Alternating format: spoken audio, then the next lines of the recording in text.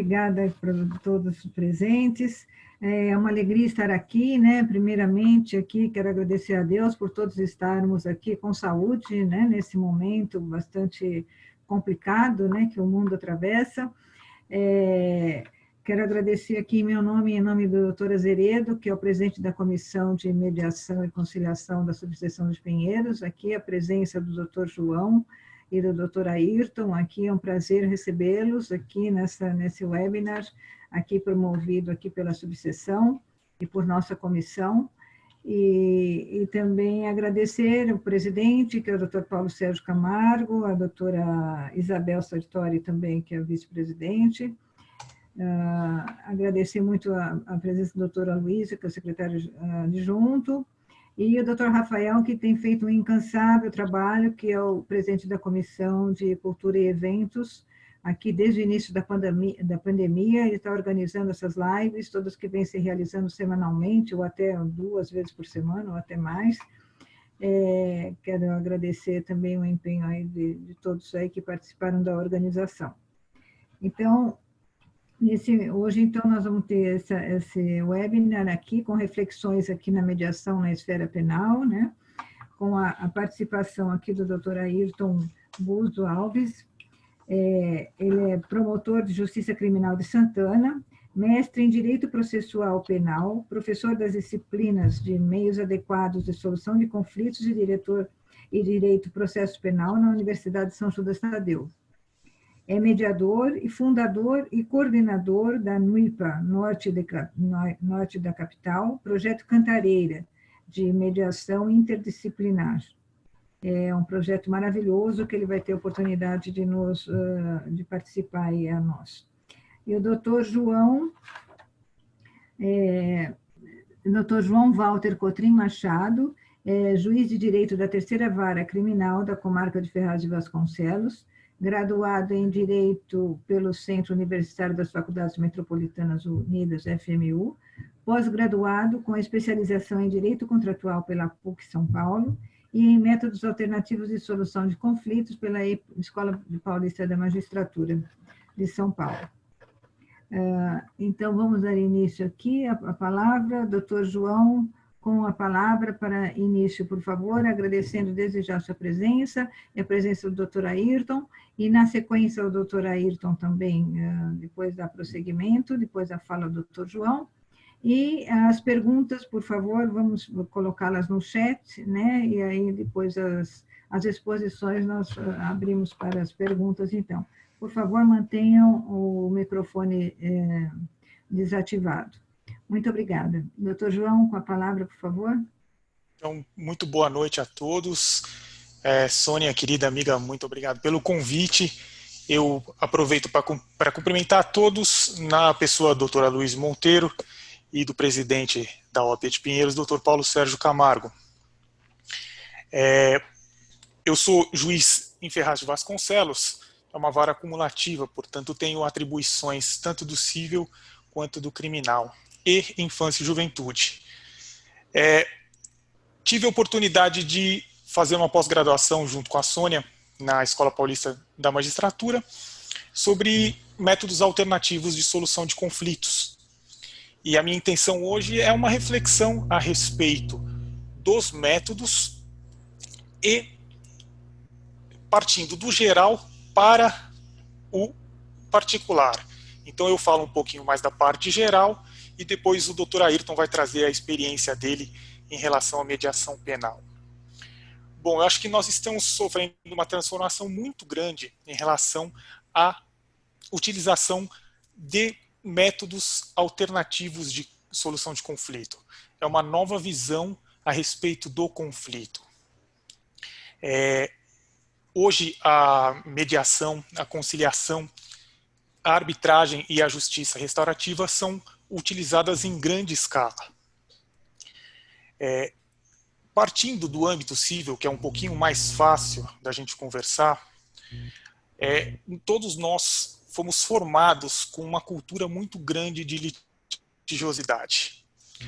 No próprio Código de Processo Civil de 1973, a audiência ela era tida como algo facultativo. a jurisprudência tratava essa audiência de conciliação como uma faculdade do juiz. O método de fazer essa audiência de conciliação era completamente informal. Então, quem tem experiência na área sabe, o juiz conduzia a conciliação, o que eu acho que é inadequado. Muitas vezes,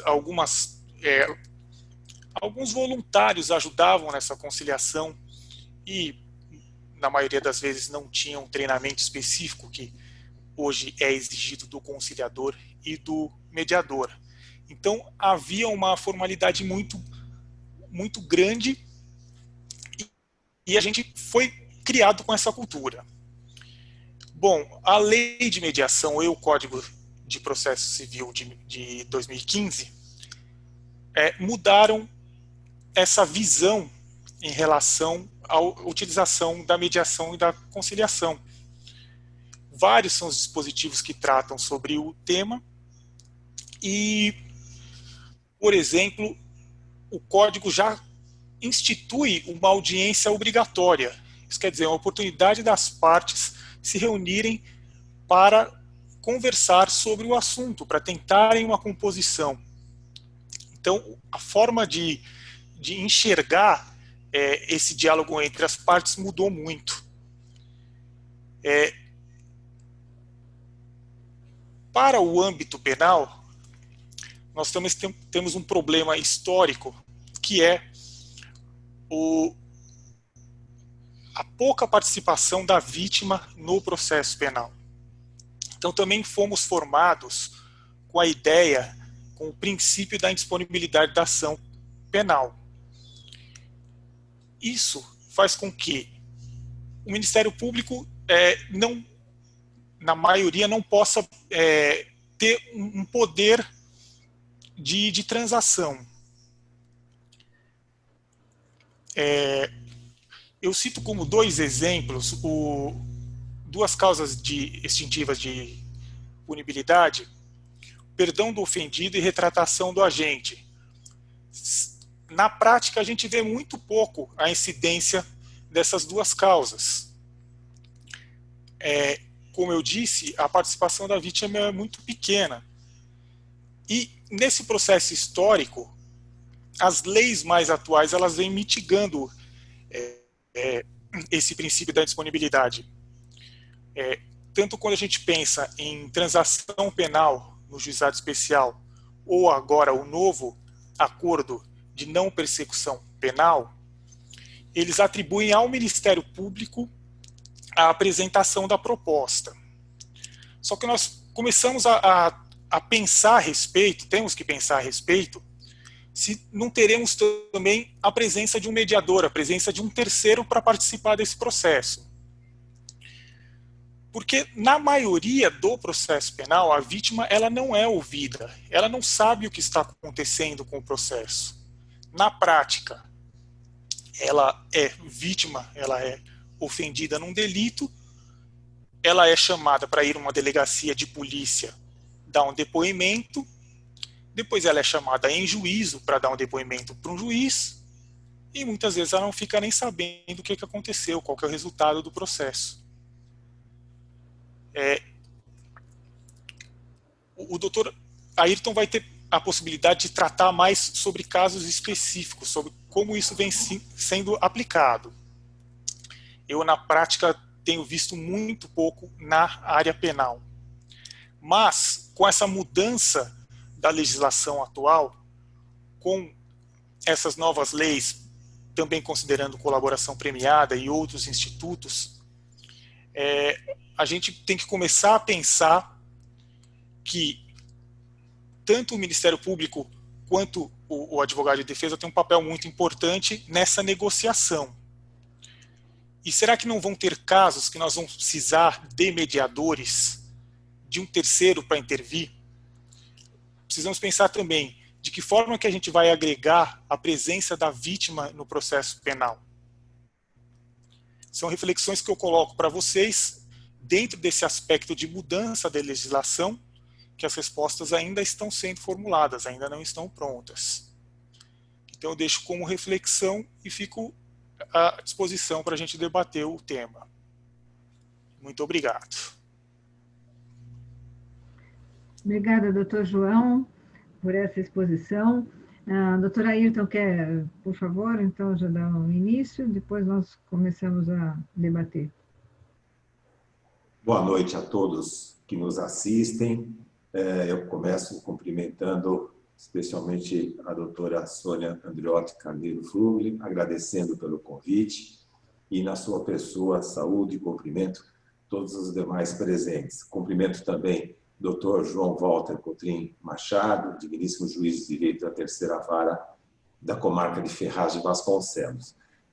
Eu quero agradecer, acima de tudo, pelo convite para falar de um tema que nos é muito caro e no qual a gente trabalha já há um bom tempo e que nos traz muita satisfação, muitas realizações e que demonstra a importância da utilização de mecanismos adequados de solução de conflitos em qualquer área de atuação do direito. Para eu falar do projeto Cantareira, para falar um pouquinho da nossa experiência em Santana, nós temos que fazer um breve histórico e procurarei ser o mais rápido possível para posicionar o porquê de ter surgido esse projeto Cantareira em 2005.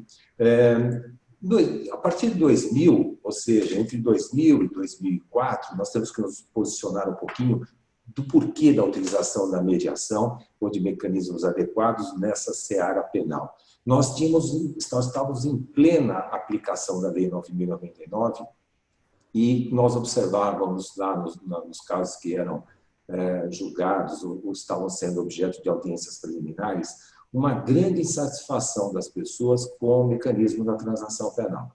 Houve uma banalização da transação penal, com aquela cultura da cesta básica. Para qualquer tipo de crime se oferecia uma cesta básica. Isso trazia uma insatisfação para a vítima que via uma pessoa pagar uma cesta básica e demonstrar até um certo desprezo pela punição que estava recebendo. E nós também observamos, como o doutor João colocou, que a vítima nunca foi considerada dentro do processo penal. A vítima, nas audiências preliminares, ela não podia se manifestar pela quantidade de audiências, ela só era questionada nos crimes de ação penal condicionada se ela queria manter a representação, se queria dar continuidade ou não, e perguntada se teve algum prejuízo financeiro. Quando o prejuízo financeiro era um pouquinho acima da média, a vítima era aconselhada a procurar o juízo civil para não discutir ali dentro de uma audiência preliminar. Então, a vítima sempre foi desconsiderada. Então, nós tínhamos uma banalização da proposta de transação penal, uma insatisfação da vítima com a medida que estava sendo tratada, e ainda dentro desse panorama histórico, nós naquele momento, não tínhamos ainda a lei de violência doméstica. Não estava ainda, nós não tínhamos a legislação tratando. E os crimes que envolviam violência doméstica, que eram, na grande maioria, caracterizados pela lesão corporal leve, esses casos eram levados a uma audiência preliminar onde essas vítimas recebiam, onde esses autores desses delitos recebiam uma proposta de pena de multa, chamada pena a cesta básica, que, no mais das vezes, era até suportada pela própria vítima dentro do ambiente doméstico. Então, esse cenário que nós estamos falando é que motivou o estudo um pouquinho melhor desses casos, e não sob o ponto de vista do crime, mas analisar o caso como um conflito que envolvia pessoas de relação continuada.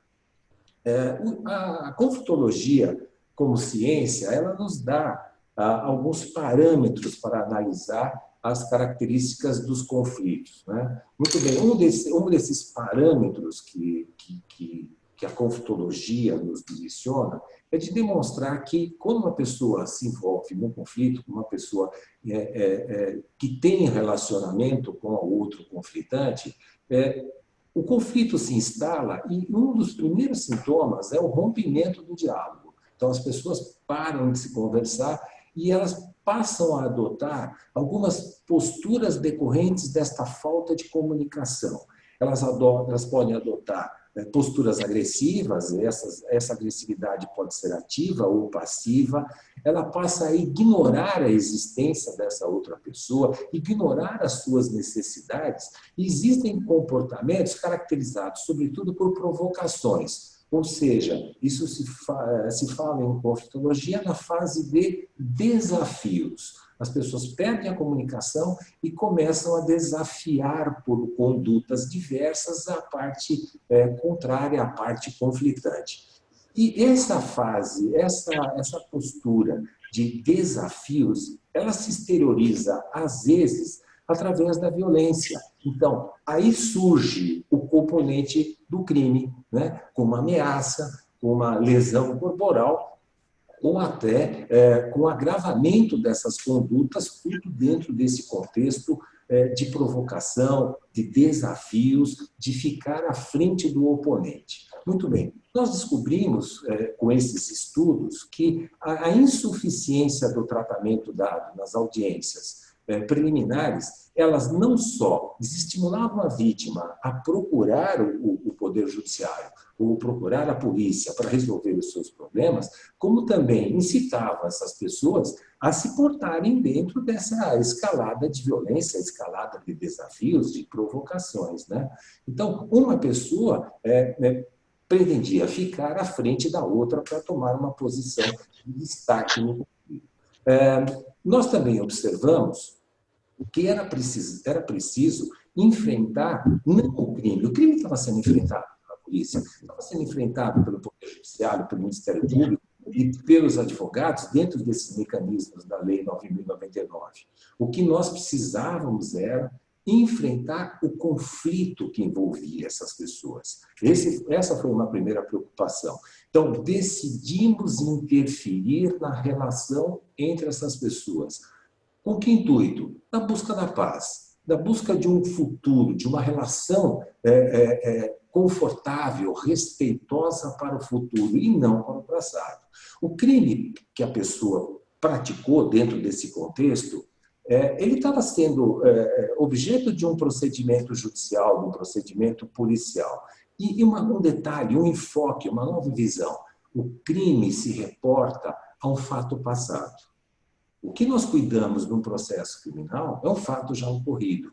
E o que nós queríamos é tratar deste conflito já ocorrido com uma visão para o futuro, de uma vida melhor, de uma visão de paz, de bom relacionamento, mas para o futuro e não o passado. Bom, temos que decidir que tipo de conflito nós vamos trabalhar. Com qualquer tipo de crime? Não, nós temos que escolher que tipo de conflito, e não o tipo de crime. Os crimes que nós trabalhávamos neste contexto eram crimes de menor potencial ofensivo. Então, podemos escolher o tipo de conflito. E escolhemos, então, os conflitos que envolviam relações continuadas. Por quê? Porque naquela época, 2002, 2004, nós estávamos com uma demanda excessiva de crimes que envolviam a violência doméstica e familiar contra a mulher. Ou seja, nós resolvemos tratar de crimes que tinham como conflito pessoas que possuíam relação continuada. Relação continuada são pessoas dentro desse contexto que continuam a conviver, que continuam a manter uma relação mesmo depois da prática do delito. Nós temos relação continuada em conflitos que envolvem relação familiar, nós temos relação continuada em conflitos que envolvem relação de vizinhança, de pessoas que estudam na mesma escola, de pessoas que trabalham na mesma empresa. Nós tínhamos uma grande quantidade, uma demanda expressiva de crimes que tinham ou infrações penais que tinham essas características. Muito bem. E aí paramos, já escolhemos qual é o tipo de conflito. O que nós vamos atuar? Com qual mecanismo autocompositivo nós vamos atuar? Escolhemos, então, a mediação, deixando em segundo plano a conciliação. Só para lembrar, né, o Código de Processo Civil, no artigo 165, nos parágrafos 2º e 3º, ele dá a distinção de conciliação e mediação. Embora alguns autores chegam até a criticar essa distinção, mas era uma distinção importante, né? A conciliação é um método de resolução de conflitos em que envolvem pessoas que não têm vínculo anterior. né? Aparece o terceiro, que é o conciliador, e ele tem como foco buscar um acordo, até com a perspectiva de apresentar a proposta. Isso nós encontramos no artigo 65, parágrafo 2º do Código de Processo Penal. Já, vejam, a conciliação foca conflitos de natureza objetiva. Já a mediação, ela tem um outro viés. A mediação, ela deve ser utilizada como meio de pacificação de conflitos e que visa o restabelecimento do diálogo e conflitos intersubjetivos, ou seja, ela visa o restabelecimento do diálogo como mecanismo para alcançar uma paz entre as pessoas e que as pessoas, os próprios mediantes, os próprios conflitantes, com auxílio de um terceiro, que é o mediador, o técnico habilitado na comunicação, as próprias partes vão buscar um resultado satisfatório, uma nova forma de convivência. Então, isso nós temos no artigo 165, parágrafo 3º. E qual modalidade de mediação? Existem algumas escolas de mediação, né? A mediação de Harvard, a mediação transformativa e a escola de Saracura, a mediação circular narrativa. Nós escolhemos em Santana a mediação transformativa, porque é um modelo de mediação que objetiva, acima de tudo, conflitos de natureza subjetiva, ou seja, pessoas que tenham relação continuada e que vão continuar mantendo um vínculo por conta de parentesco, de vizinhança, de trabalhar na mesma empresa, etc. E essa modalidade de mediação, ela busca uma transformação, um novo padrão de relacionamento. As pessoas elas são conduzidas a reconhecer em si próprias ou no outro a origem, as consequências do conflito, as necessidades e a possibilidade de solucionar o conflito. Nessa modalidade de mediação, são os próprios conflitantes, eles, na condição de protagonistas, que vão encontrar soluções para o conflito. Então, estou fazendo toda essa parte teórica só para mostrar que a nossa interação, a sistemática adotada em Santana levou em consideração todos esses parâmetros técnicos. E nós não podemos esquecer também que este é um movimento que vem acompanhando todos os países, iniciado por recomendação da ONU em 1999, através da resolução 26 do Conselho Econômico e Social da ONU, de recomendar aos países a utilização de mecanismos consensuais na solução de conflitos em qualquer área do conflito. E por quê? Porque é através desses mecanismos que nós vamos ter, dentro de uma tendência mundial, uma evolução de cultura de pacificação. Muito bem, com essa visão, nós implantamos em Santana a mediação transformativa para solucionar conflitos na órbita penal. A sistemática consiste no seguinte: a dinâmica, os casos que passam pela Promotoria Criminal de Santana, que envolve relação continuada e que estejam dentro desse perfil de crime de menor potencial ofensivo, essas pessoas são convidadas a participar de encontros de mediação. Esse convite é feito inicialmente por telefone, as pessoas são informadas do qual é o propósito do projeto e elas comparecem na Promotoria Criminal de Santana para participar de sessões de mediação. O foco é a solução do conflito, o foco não é resolver o caso criminal. Tanto é que o caso criminal não se paralisa, não é suspenso o andamento do inquérito, do termo circunstanciado, enquanto as pessoas estão convivendo em sessões de mediação. A mediação, ela objetiva que as pessoas em conflito possam conversar, possam, acima de tudo, realizar a escuta, porque quando as pessoas brigam, como nós estamos falando, elas rompem a comunicação. O mais importante é que elas possam ouvir, ser ouvidas e participar dentro do ambiente respeitoso, com diálogo, com respeito e com uma perspectiva colaborativa. Dentro desses encontros, os encontros são realizados, nós temos algumas premissas, por mediadores capacitados. Nós temos hoje no Projeto Cantareira 2 supervisoras, que são oficiais de promotoria, ambas com formação em direito, ambas com formação em mediação, e os mediadores voluntários. Hoje nós estamos em torno de 46 mediadores voluntários, todos eles capacitados nos termos da resolução 125 do Conselho Nacional de Justiça, e esses mediadores, eles estão... Eu tenho a impressão que a minha... Ah, não, estou aqui. Eu acabei mexendo, desculpem, eu acabei mexendo aqui no mouse e sumiu o Zoom. Eu pensei que tinha cortado a conexão. E esses mediadores voluntários, todos eles capacitados, como eu disse, nós temos alguns parâmetros de atuação. As sessões são realizadas mais de uma sessão, é raro o caso que nós atendemos com um único atendimento, e esses atendimentos são feitos em comediação, duplas de mediadores.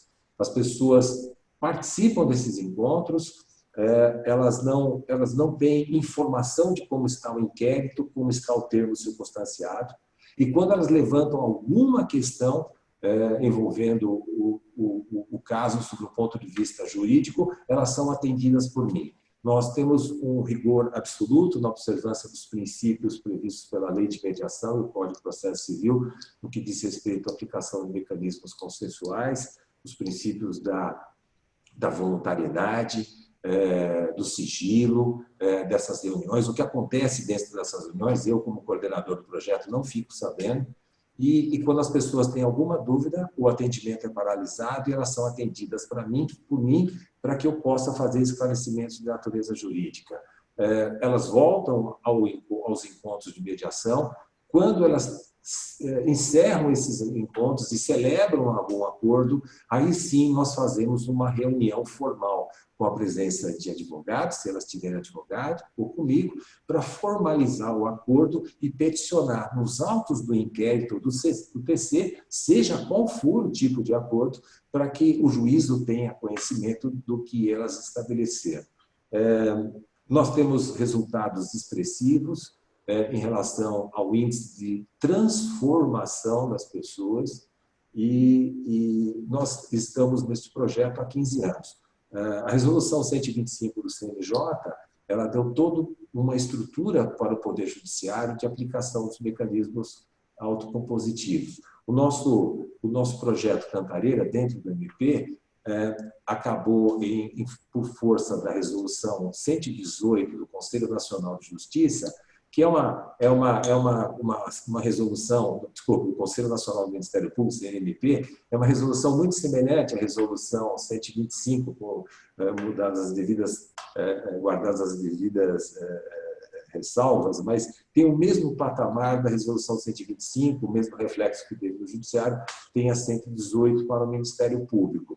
E essa resolução determinou que os órgãos do Ministério Público, dos estados, deveriam criar núcleos de incentivo a práticas autocompositivas, os chamados NUIPAs. E o Ministério Público de São Paulo, aderindo naturalmente a essa resolução 118 do CNMP, criou o NUIPA Central e nós fomos, por ter sido os precursores da aplicação da mediação dentro do Ministério Público, nós somos o primeiro NUIPA a ser assim, nomeado como órgão do Ministério Público de São Paulo para a realização da mediação. Hoje, já faz alguns 3 anos, que nós não só atendemos os casos de mediação no IPA Regional Norte, mas também atendemos casos das promotorias cíveis do Foro Regional de Santana.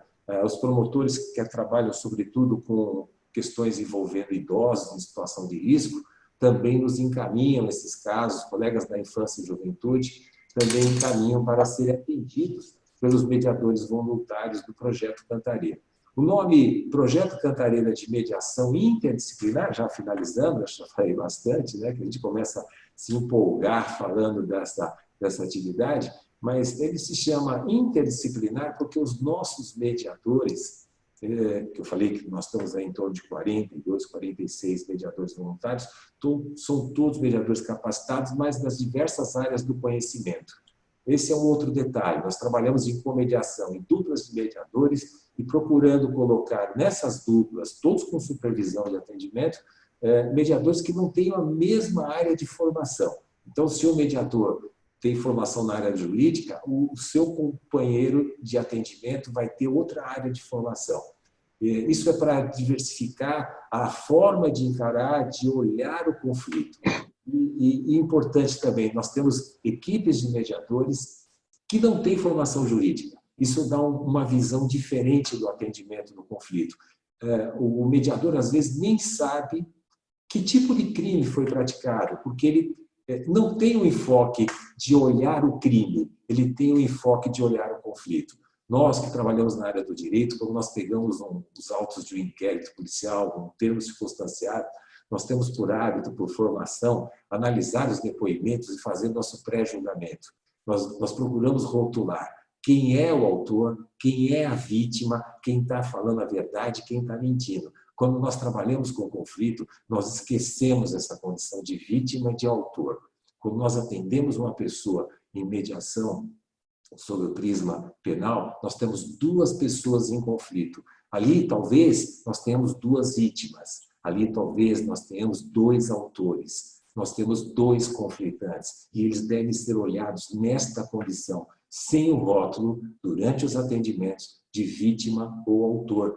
Este é um rótulo que nós utilizamos no processo e não nos atendimentos de mediação. É uma nova visão, é uma nova forma de enfrentar o problema da criminalidade. Os resultados expressivos, transformação, reincidência basicamente nenhuma, inexpressiva, os acordos são cumpridos porque são os próprios conflitantes que constroem as bases do acordo e os mediadores funcionam, então, como facilitadores do diálogo. Agradeço a atenção de todos, me coloco à disposição para o debate e para, eventualmente, dirimir alguma dúvida. Muito obrigado. Parabéns, doutor Ayrton, que brilhante trabalho, né? Eu tive a oportunidade de conhecer, né? Acho que foi em 2016, mas que evolução também agora com a parte dos idosos e tudo mais. A gente, né, tem a ideia do Ministério Público ser só acusatório, né? Esse trabalho realmente é maravilhoso, né? E digno de que seja sucedido, né? Quando o senhor se aposentar, enfim, que realmente tenha uma sucessão, porque realmente é maravilhoso. Quando o senhor fala da mediação aí com a vítima, né? Quem mais participa, no caso, além dos mediadores, enfim, quem mais participa e esse acordo é feito com quem, assim? Então, nós chamamos as pessoas que estão envolvidas. Vamos citar um exemplo de um caso que nós fizemos na semana passada. Eram 3 irmãos, né, todos idosos, a mãe faleceu e deixou um imóvel. Esse imóvel possui 3 casas. Uma casa ocupada pela filha A, né? A casa 2 ocupada pela filha B e a casa 3 ocupada pelo neto, digamos, pela filha da filha A. Né? E esse outro filho, homem, não morava nessas residências, acabou falecendo, e aí nós tivemos mais 2 herdeiras, né? A esposa dele mais a filha dele, que por conta dele ter falecido, queriam ocupar essa 3ª casa dentro desse imóvel que foi deixado de herança. Então, quando nossas mediadoras pegaram o caso, as 2 funcionárias supervisoras, porque quando o caso entra para nós, ele já é examinado desde o início, né? Ele, se observa-se que há relação continuada, ele é separado para mediação, embora continue o processo. O que se observou? Essa sobrinha que queria morar foi à casa das tias, nesse imóvel que seria dos 3, né, das 3, para pedir para ficar lá. Houve um desentendimento e a tia agrediu. Histórico, elas tinham outros 2 inquéritos já arquivados de discussões que redundaram em ofensas à honra. Né? Então, mas no inquérito, quem estava no inquérito? A sobrinha, vítima, e a tia que agrediu com arranhões, puxões do cabelo, lesões corporais leves. Quem participou da mediação? Participou da mediação. Isso, no primeiro momento, foram chamadas só as 2. Conforme elas verbalizaram o conflito, se pôde ter uma dimensão de quem estava envolvido neste conflito. Então, aí participaram uma dessas tias, a agressora, a outra tia que morava no imóvel, o sobrinho ou o filho de uma dessas mulheres que ocupava uma terceira casa e a vítima, a sobrinha que queria ocupar parte dela. Então, durante o atendimento do conflito, é que os mediadores conseguem perceber quem deve participar, quem tem interesse em participar, que é importante para tentar solucionar o conflito. Esse caso teve 5 atendimentos de mediação e foi celebrado um acordo o inventário foi litigioso, eles já tinham formal de partilha e elas fizeram um acordo de venda do imóvel, estabeleceram o valor de venda desse imóvel. Aquele sobrinho que ocupava lá a casa deixou a casa dentro dos encontros de mediação. Ela pôde morar neste imóvel e aí vem a questão, e o inquérito? Né? E o inquérito? Há quantas anda o inquérito? Bom, o inquérito, 5 encontros, e por conta de pandemia, tal, teve audiência preliminar, ela manteve a representação da audiência preliminar, a tia recebeu uma pena de multa, estava pagando parceladamente. Aí alguém pode falar assim, pô, mas para um pouquinho, não resolveu a questão criminal. Não, nós resolvemos o conflito, que é muito mais expressivo, porque agora elas estão conversando, estão empoderadas, com capacidade de administrar o conflito. Aquele crime é um fato passado, ela quis manter a representação. Muitos dos casos a pessoa retira por conta dos encontros de mediação, mas ela quis manter o direito dela e foi tratado dentro da lei. Mas, respondendo à pergunta da doutora Sônia, as pessoas que vão participar, no momento, são chamadas aquelas que estão identificadas no inquérito ou no termo circunstanciado. Mas, muitas vezes, outras pessoas, outros integrantes da família também participam dos encontros de mediação. Muito, muito interessante, realmente, esse trabalho, né? E depois desses acordos, no processo criminal, eles vão para o processo criminal que o senhor falou, né? Eles são juntados no processo criminal.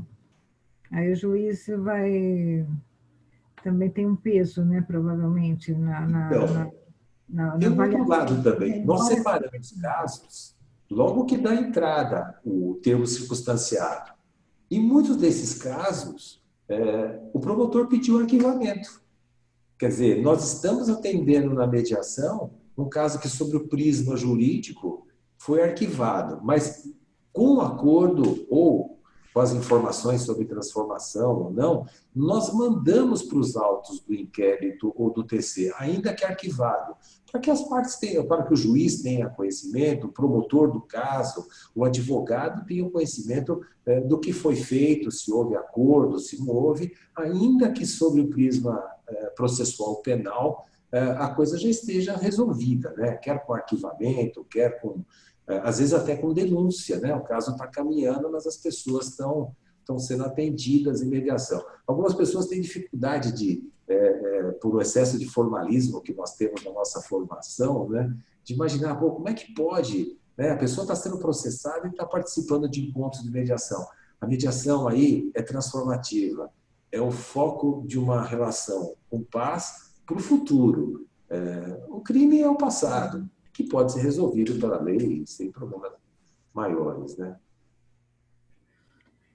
Tá bem, então vamos abrir as perguntas aí, se tem quem gostaria de fazer. No chat acho que nós não temos.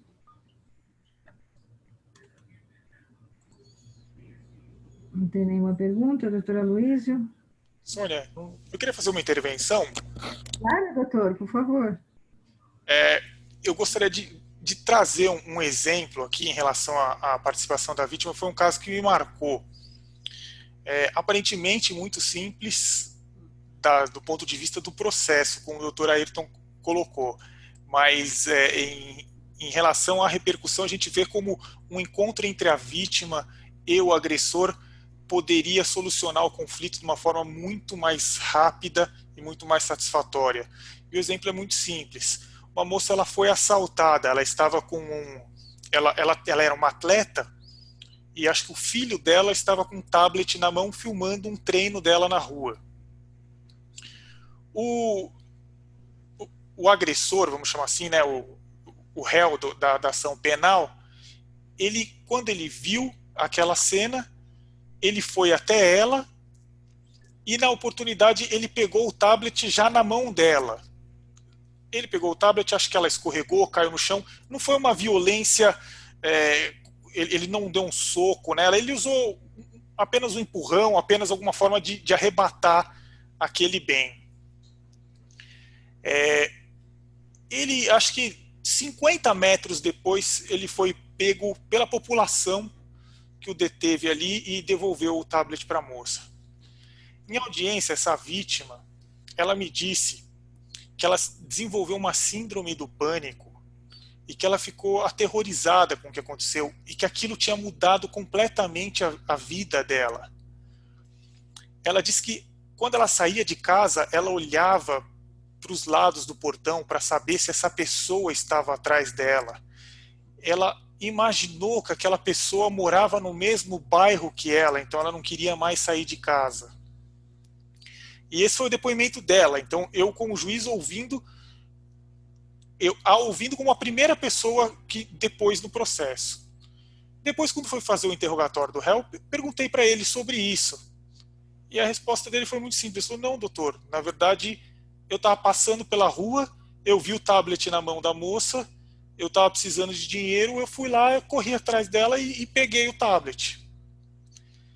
Então, olha a consequência que teve na vida dessa pessoa. Ela não teve, talvez, uma aproximação dela com ele teria resolvido esse problema, acho que cerca de 1 ano antes. Então, por isso que a gente coloca essa necessidade de repensar o processo penal e de repensar o conflito. Não mais com essa visão separando as partes e só pensando em responsabilização penal, mas de tratar o conflito de uma forma muito mais adequada.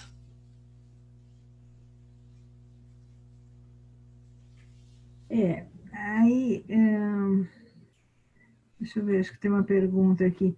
Entraria também aí a questão de justiça restaurativa, mas antes de entrar deixa eu ver aqui, numa mediação, se a medianda conta, uma pergunta da Andréia aqui, numa mediação, se a medianda conta algo que é crime de ação civil pública e as partes me desobrigarem a fazer a denúncia, como fica? Posso responder? Por favor.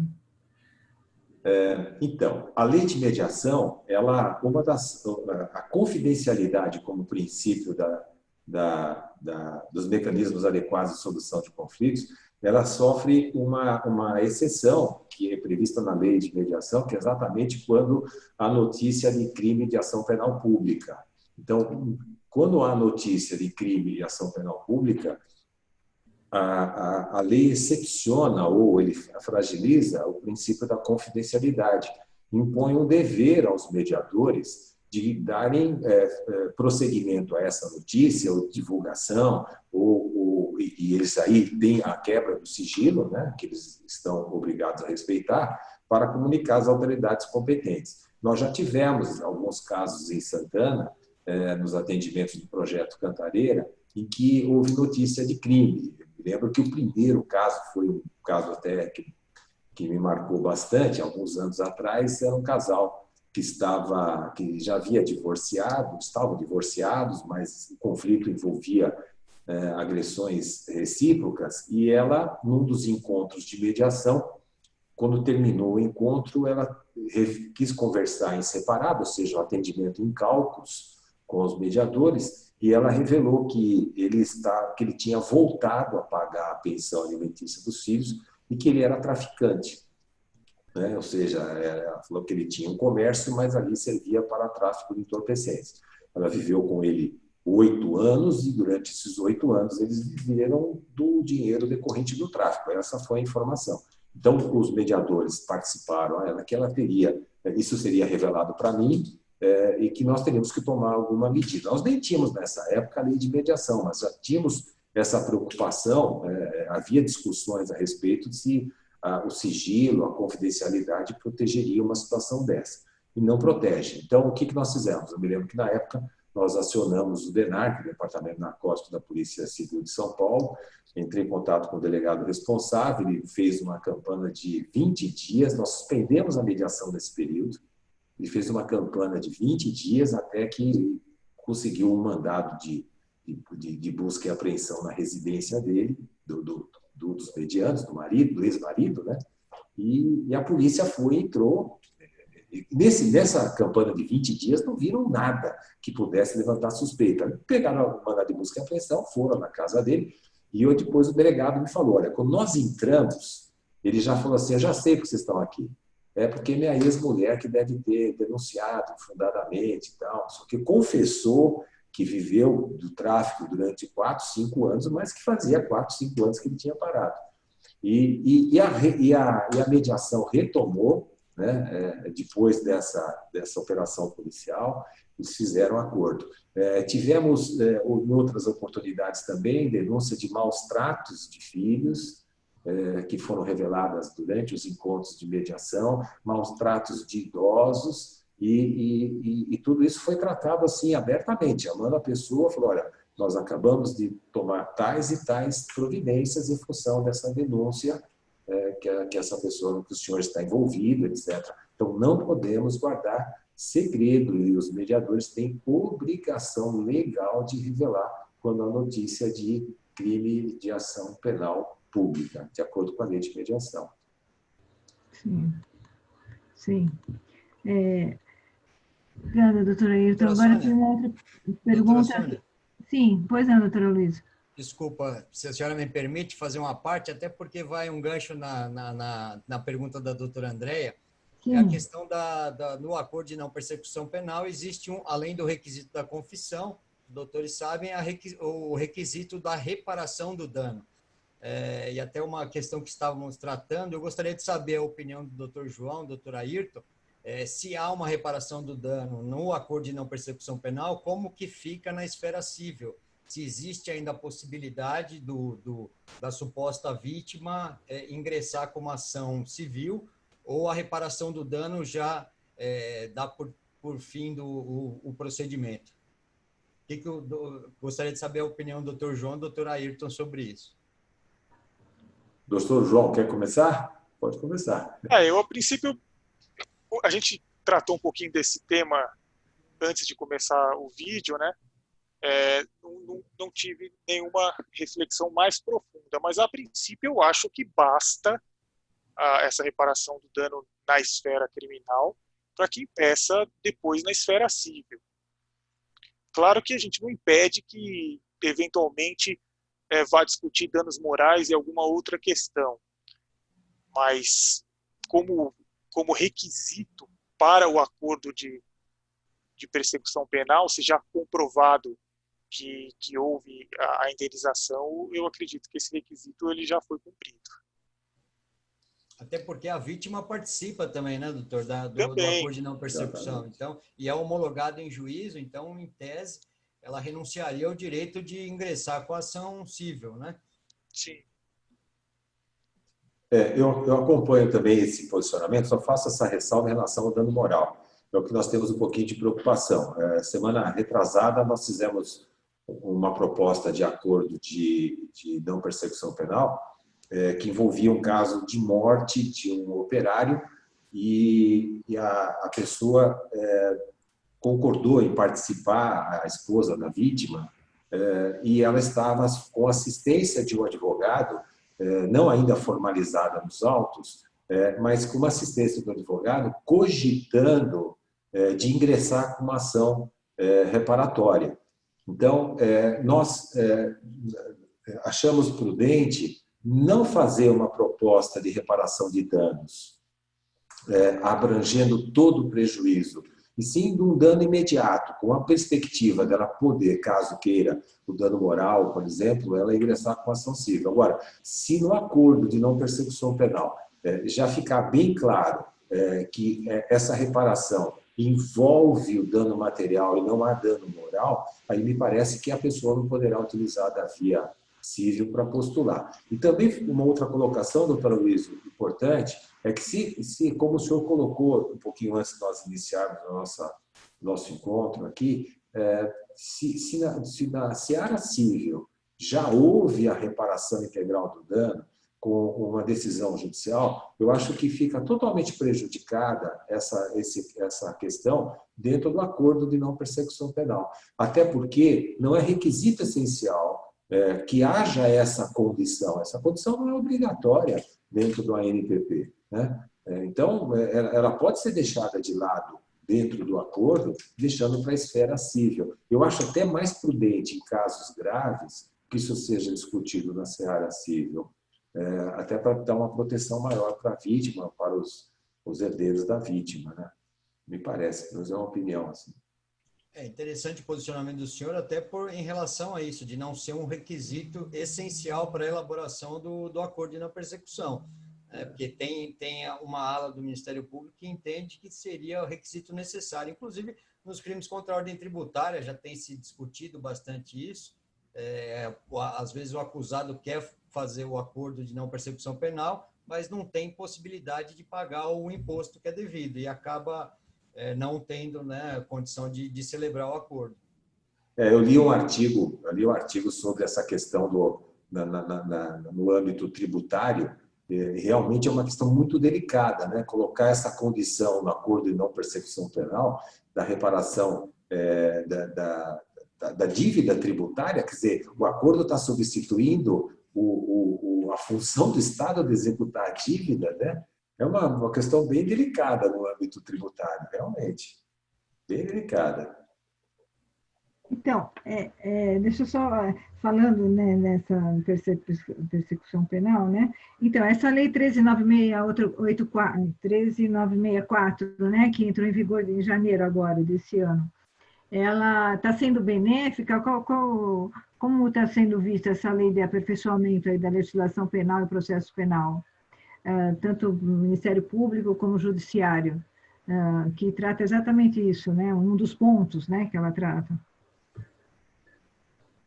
Essa lei é a lei que chamaram de lei anticrime, né, do pacote anticrime, foi bastante modificado.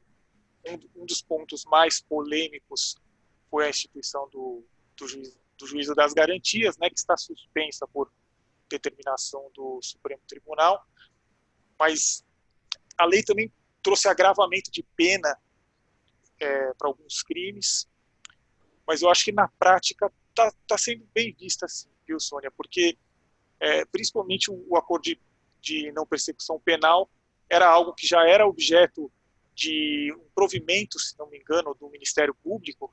Era provimento, doutor Ayrton? Uma resolução. Uma resolução do Ministério Público. E que eu acho que conta com simpatia dos juízes e dos advogados também. A questão é essa que eu coloquei. O acordo ele é proposto pelo Ministério Público e aí nós vamos ter situações muito diversas, né? Você pode pegar um promotor de justiça que seja um pouco mais maleável, que esteja disposto a negociar certas condições. Você pode pegar um outro promotor de justiça que, de repente, tem uma convicção formada e propõe um acordo que seja inviável. Isso não dá para a gente prever. Por isso, né, a necessidade de ter uma negociação, de ter uma mediação, de repente, encontro entre vítima e ofensor, ser possível, para que a gente não fique nessa incerteza. Mas eu acho que na aplicação a lei ela tem sido bem recebida, sim. Da minha parte, eu vejo um avanço muito grande com esses mecanismos da justiça penal negociada. Então, agora nós temos 4, na verdade. Né? Nós temos a transação penal, a suspensão condicional do processo, que são 2 mecanismos da Lei 9.099. O pacote anticrime trouxe, agora de uma forma legal, como o doutor João disse, já existia como resolução do CNMP o acordo de não persecução penal, agora como instrumento dentro do Código de Processo Penal, e temos também a colaboração premiada, né, prevista na Lei de Organizações Criminosas e outros dispositivos legais. Agora, um dado importante é que no acordo de não persecução penal, ele trouxe mecanismos dentro dessa visão do juiz das garantias importantes, mecanismos de controle de eventuais excessos nas propostas, né, que são fixados. O primeiro mecanismo é esse do juiz em audiência, aquela audiência, salvo engano, do parágrafo 14 do artigo 28A, que faz com que o acordo seja homologado pelo juiz. O juiz pode, nesse momento, avaliar eventuais excessos ou a falta de acordo em relação a algumas dessas propostas. Então, já é um primeiro mecanismo. E o segundo mecanismo é o mecanismo que coloca o Procurador-Geral de Justiça, ou seja, o órgão do Ministério Público, que, por enquanto, em São Paulo, não é o colegiado que está apreciando, mas o próprio Procurador-Geral, que vai analisar a recusa ou o excesso da proposta. Isso tem sido publicado com muita frequência, já casos que estão sendo submetidos à Procuradoria-Geral para essa triagem. Um primeiro caso, por exemplo, que recentemente foi publicado, um posicionamento da instituição muito interessante, caso de homicídio culposo. Né? Nos crimes culposos com violência, a lesão corporal culposa, um acidente de trânsito, e mesmo no homicídio culposo, o posicionamento da Procuradoria-Geral é de que essa modalidade de violência comporta, porque não é a dolosa, comporta o acordo de não persecução penal. Então, nós estamos nesse processo, né, de adaptação, nesse processo de análise dessas questões. E aqui eu faço um elogio público à postura que está sendo adotada pela Procuradoria-Geral de Justiça de São Paulo e da Subprocuradoria de Assuntos Criminais, de municiar os promotores de decisões, de casos, para que tenham um suporte de adequação a essa nova postura, né? Que é uma coisa nova também para os promotores, né? Nós não estamos assim acostumados a fazer esse tipo de acordos, tendo esse protagonismo junto com o advogado e o autor do delito, de encontrar uma solução para evitar um processo criminal. Então, é uma mudança de cultura, se nós podemos analisar assim mais aprofundadamente, e que não é um processo assim automático. Isso vai demandar um pouco de tempo, e inclusive os advogados, né, de se acostumarem também com essa postura, né, de decidir de orientar o cliente a aceitar um acordo no qual ele estará confessando, com os requisitos da confissão, né, ou de dar prosseguimento com uma perspectiva de absolvição. É uma decisão também que não é fácil, os advogados também, acredito, estão enfrentando essa nova postura dentro do processo penal, né? Felizmente, né, nós mediadores, né, nós ficamos muito felizes de ouvir isso, né, principalmente do Ministério Público, né, essa conscientização. O Dr. Sarrubo, ele realmente tem uma, né, favorável, né, à mediação. Isso é muito importante e a gente fica muito feliz de ouvir isso, porque é uma mudança de cultura, né, onde a mediação é protagonismo das partes, os advogados também, né, se conscientizarem dessa importância, né, não só a beligerância como a gente aprende na faculdade. Então, hoje a gente vê aí nas várias câmaras aí de competição de mediação que isso existe também. Então, a faculdade hoje já tem essa diretriz, né, da mediação. Isso é muito, muito bom, a gente fica muito feliz nisso. Tem mais uma pergunta aqui, nós na Comissão de Mediação. Doutor, aqui está como Galaxy, eu não sei se é a doutora Valone, se o senhor quiser falar, doutor, mas eu vou ler aqui. Vocês aplicam em qualquer crime ou apenas em crimes do menor potencial ofensivo? Não sei se acho que é mediação aqui. Nós aplicamos de uma certa... o foco é conflitos de relação continuada. Mas, às vezes, o crime não é um crime de menor potencial ofensivo. Vou dar um exemplo. Exemplo de caso real, inclusive. Uma reunião de condomínio, um condômino, após o término da reunião, foi até a mesa, ele lutador de artes marciais e tal, e um rapaz muito forte, e agrediu o síndico com vários socos. E o resultado foi lesão corporal grave, com característica atestada por laudo, lesão corporal grave. A lesão corporal grave, do parágrafo 1º do artigo 129, não é um crime de menor potencial ofensivo. Então, ele foi denunciado, o autor do delito, foi para a audiência de suspensão condicional do processo, só que esse caso, quando ele estava tramitando enquanto inquérito, por envolver relação continuada, ou seja, condôminos, né, relação de vizinhança, pessoas que convivem no mesmo ambiente, foi separado para a mediação. E eles houve transformação, eles voltaram a conversar e nos encontros de mediação eles celebraram um acordo de indenização. A indenização foi de R$12.000, esse caso foi ano passado, de R$12.000, pagamento de R$1.000 por mês durante 12 meses. Quando eles foram para a audiência de suspensão condicional do processo, o autor do delito ele sabia que aquele acordo não iria impedir a continuidade do processo, e ele está cumprindo a suspensão condicional do processo. Então, em princípio, nós pegamos casos que envolvem relação continuada.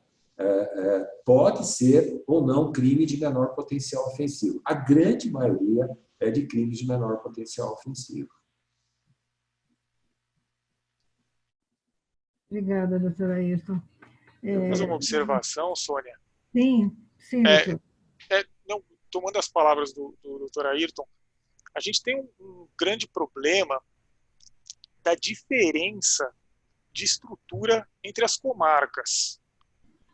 Então, São Paulo é um estado gigantesco, o volume de trabalho ele é completamente diferente.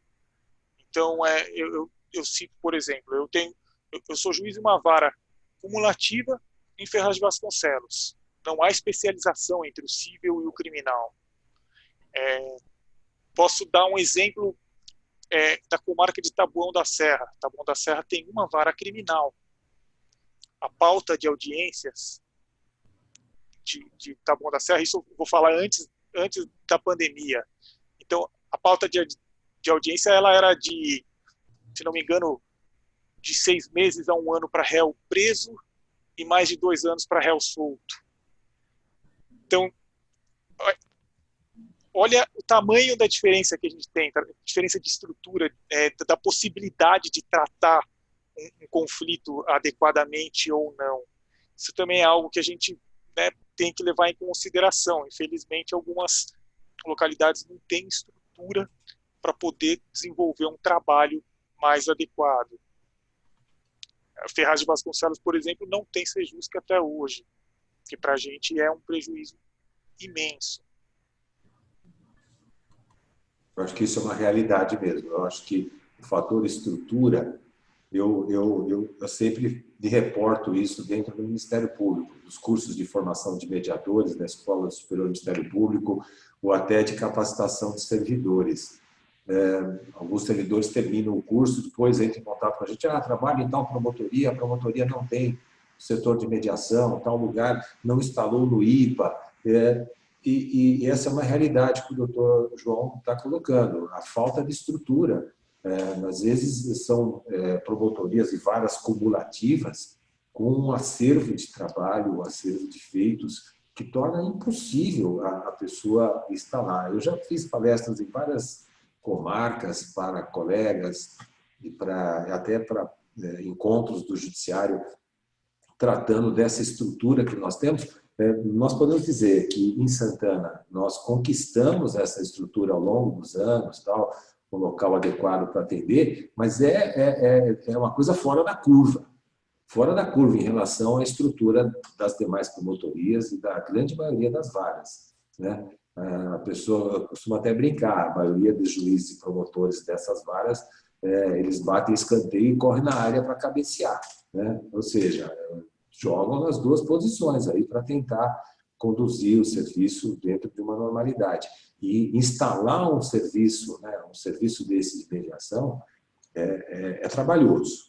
É muito gratificante, mas é trabalhoso. Ele traz uma série de consequências positivas, mas é realmente difícil, e eu acompanho plenamente essa sua observação, doutor João. A grande maioria das varas, a grande maioria das comarcas, não tem como atender sobre esse prisma de métodos adequados. Realmente é um privilégio, realmente, a sua área lá, doutor Ayrton, lá do Fórum de Santana, essa área, né? Eu tive a oportunidade de conhecer. É um privilégio, realmente, o espaço, o físico, enfim, né? Toda a área que o senhor tem lá. Imagina a dificuldade aí, né, do doutor João, aí num distrito desse tão com população grande, né? Não ter também ainda o Sejus, que isso realmente com 200 e tantos Sejusques que existem, né, no estado, realmente é bastante complicado, sim. Tem mais alguma pergunta? Doutora Aloísio, quer mais fazer mais alguma colocação? Nossos membros da nossa comissão? Questionar, doutor Ayrton, questionar não, na verdade, perguntar para o doutor Ayrton se existe algum projeto em andamento para criar um núcleo de mediação, Ministério Público, dentro do DIPO, em São Paulo. Doutor, o senhor tem conhecimento? Que até porque pela estrutura, pela nova sistemática da lei anticrime, como o doutor bem falou, foi criado o juiz de garantias e logo após a questão do acordo de não persecução, que, em tese, pela legislação, é antes do recebimento da denúncia. Então, o local ideal, até porque em São Paulo, diferente de outros estados, nós temos aqui, entre aspas, o juiz de garantia, que é o DIPO, né? Então, se existe algum projeto do Ministério Público para a criação de um núcleo de mediação dentro do Departamento de Inquéritos Policiais da capital, que é dali que faz a triagem se vai ser distribuído para virar denúncia, né? Se vai ser oferecido denúncia ou não. Até onde eu sei, doutor Aloísio, existe um grupo dentro do Ministério Público que atua lá no Fórum Criminal Central, é um núcleo de proteção às vítimas de crimes. Me fugiu agora, a minha memória é a minha maior inimiga dos últimos tempos, mas é um grupo que foi objeto até de uma premiação no CNMP o ano passado, de apoio, de orientação às vítimas. Então, isso foi criado nas promotorias, que atuam nas promotorias criminais ali centrais. Mas a atuação em relação ao acordo de não persecução penal, ela está sendo conduzida individualmente por cada promotor, respeitado o princípio do promotor natural. Então, cada promotor está construindo essa nova postura. Nós temos uma retaguarda importante, como eu disse, como o Centro de Apoio Criminal, que nos dá um suporte de orientações jurídicas, divulga decisões judiciais. Neste momento, nós temos informações suficientes para adotarmos uma postura que seja uma postura mais próxima da ideal para toda instituição, mas, assim, de uma forma efetiva, por conta da liberdade que cada um tem de formar o seu convencimento, não há ainda um órgão dessa natureza, como o senhor falou. Ainda não há. Só há esse, como eu disse, de proteção às vítimas, de valorização à vítima de crimes. Que, na verdade, atua como se fosse alguns aspectos de justiça restaurativa, né? Tem esse viés de justiça restaurativa e não de mediação, né? Uhum. Ok.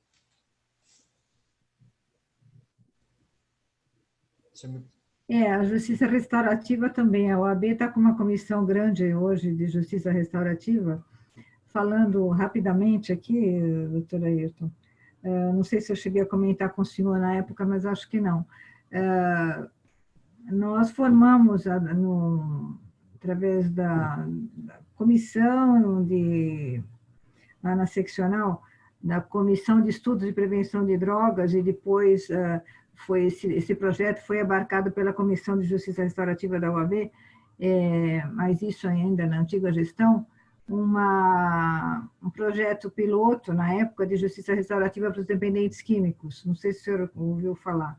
E esse projeto está realmente bastante interessante. Nós fazemos os círculos com advogados capacitados na justiça restaurativa e voluntários, na Casa de Passagem.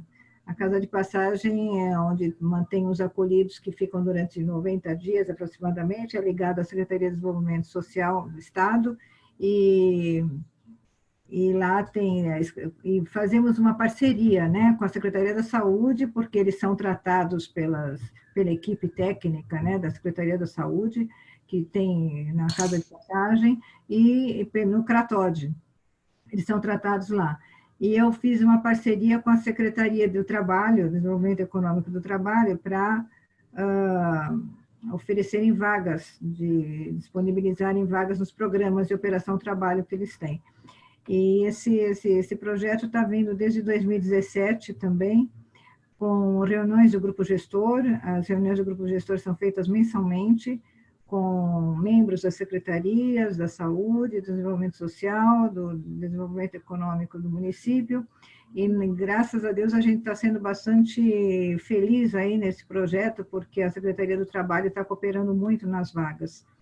E isso veio, né, depois de 2016, com a resolução do 225, que eu achei que caberia aí a justiça restaurativa, né, com o apoio do doutor Egberto, né, que é o juiz do tribunal, que coordena também, apoio do Ministério Público, na época a doutora Fernanda Dolce, que estava no Cratode, né, então me apoiou bastante, com o apoio da Defensoria. Então, é um projeto que está caminhando muito bem, como justiça restaurativa propriamente dita. Então, Nossa, as coisas estão crescendo bastante. Bacana. Então, acho que não tem nenhuma pergunta mais, podemos caminhar para o final. Acho que não tem. Doutora Luísa, tem mais alguma questão que queira? Então, eu agradeço, estou satisfeito. Acho que podemos passar para as considerações finais, doutora. Considerações finais, então, né, do doutor Ailton, do doutor João, agradecendo bastante aqui a presença dos colegas também da comissão nossa de mediação. Então, doutor João quer fazer as considerações finais? Pode ser. Então, eu gostaria de agradecer a todos pela presença. Foi uma ótima oportunidade da gente bater um papo sobre um assunto que até parece novo. Eu acho que é novo, porque é uma mudança mesmo de cultura. O próprio acordo de não persecução penal eu fiz poucos, porque ele começou, a lei veio, o Ministério Público começou a apresentar e veio a pandemia, que deu uma diminuída muito grande no nosso dia a dia, né, vamos dizer assim. Mas essa mudança de cultura, ela vem, vamos lembrar que o Código Penal é de 1940 e o Código de Processo Penal é de 1941. E o próprio projeto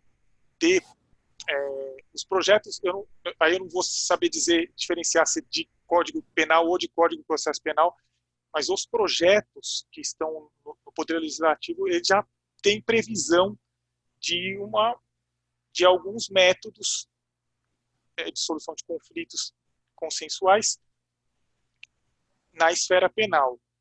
Então, estamos acompanhando essa nova onda. Eu acho que só traz benefício e tira a gente daquela visão antiga da indisponibilidade do processo, da falta de diálogo entre as partes, e só temos benefícios a ganhar.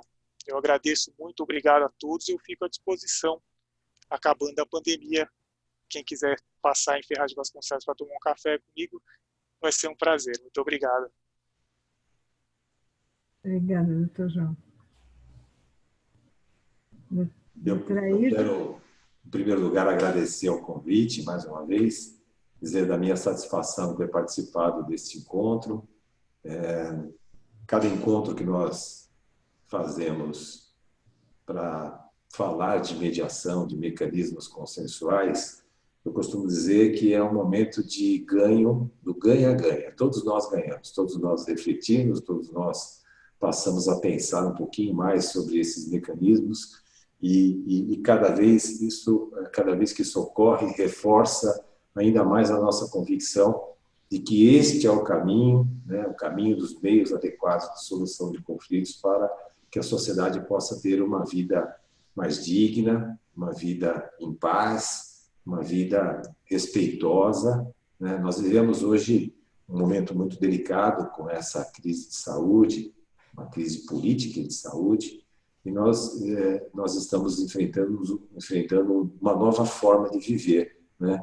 E essa nova forma de viver, ela passa necessariamente por um processo de transformação da sociedade.